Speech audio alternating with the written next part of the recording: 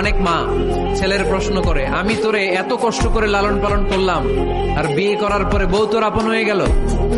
এরকম একটা কমন প্রশ্ন আছে না নাই? এক চালাক ছেলে মারে উত্তর দিছে, মা তুমি মা ডাক শোনার জন্য জীবনে কি কষ্টটাই না করছো। আমারে তুমি 10 মাস 10 দিন পেটে ধারণ করছো, এত বড় বস্তা, খাইতে পারতা না, টয়লেটে যাইতে পারতা না, খালি বমি করতা, ওষুধ খাইতা। 10 মাস পেটে ধারণ করলা, 2 বছর দুধ খাওয়াইলা, আমার পেশাব পায়খানা পরিষ্কার করলা। এরপর 2 বছর বয়সে 3 বছর বয়সে আমার মুখে বোল ফুটলো, তখন আমি তোমারে ডাকতে শুরু করলাম মা মা।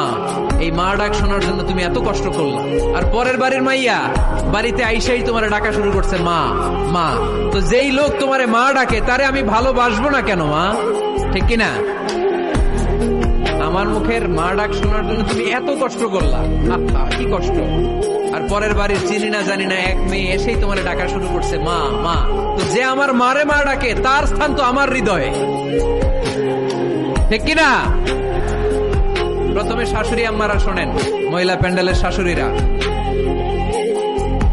ছেলের বউয়ের উপর রাগ করেন না। আপনার অনেক অভিজ্ঞতা আছে, বৌমার কোন অভিজ্ঞতা আছে? নতুন এক্সপেরিয়েন্স নাই। বৌমাকে একটু সময় দেন, একটু গুছায় নিতে দেন, পারবে। রান্না ভালো হয় না, পারবে। ঘুম থেকে দেরিতে উঠবে আস্তে আস্তে।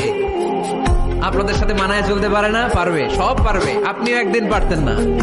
আপনি যখন প্রথম বৌমা হয়ে গেছিলেন ওই কথাগুলো খেয়াল করেন, আপনার দিনগুলো তখন কেমন কেটেছিল। এজন্য পাড়াডা গায়ের শাশুড়ি আম্মারা, বউদের উপর জুলুম করেন না, অত্যাচার করবেন না। অনেক শাশুড়ি আছে পান থেকে চুন খসলে বদদোয়া দেয় বৌমারে, আছে না নাই? কিন্তু এটা কল্পনা করে না যে এটা আমার নিজের পেটে ধরা ছেলের বউ। এই মেয়ের বদদোয়া দিলে তো আমার ছেলের পরিবারের ক্ষতি, আমার নাতি নাতনিদের ক্ষতি। এই কমন যোগ বিয়োগটা বুঝে না। কষ্ট দিবেন না বৌমাকে, খেয়াল রাখবেন। আপনি যদি আপনার বৌমাকে কষ্ট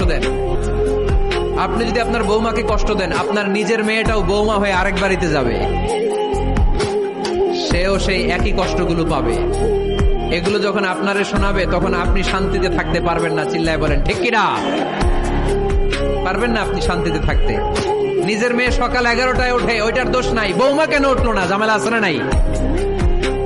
এটা করবেন।